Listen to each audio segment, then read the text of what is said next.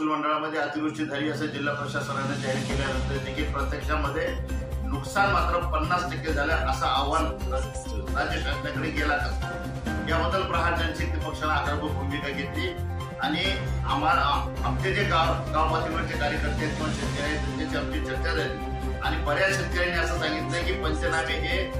कुठेतरी एखाद्या खोलीमध्ये बसून किंवा मारुतीच्या पारावर बसून करण्यात आले, प्रत्यक्षात शेतजमिनीवर जाऊन पंचनामे झालेले नाहीत। याबद्दल आम्ही माननीय अपर जिल्हाधिकारी परभणी यांना निवेदन दिलं आणि त्यांना सांगितले की जे पंचनामे झाले ते तुम्ही सार्वजनिक करा,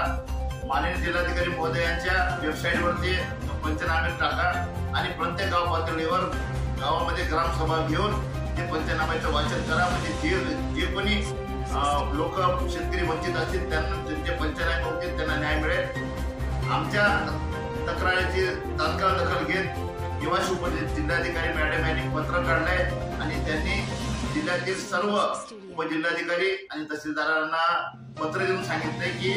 सर्व पंचनामे हे गाव पातळीवरती ग्रामसभा घेऊन त्याचे वाचन करावं आणि वेबसाईटवर टाकावेत आणि याबद्दल जो काही संभ्रम आहे तो दूर होईल। प्रहार जनशक्ती पक्षाच्या मागणीला आज यश आलेलं आहे, त्यामुळे जे शेतकरी अनुदानापासून वंचित राहणार होते त्यांचे पंचनामे पूर्ण होतील आणि त्यांना अनुदान मिळेल।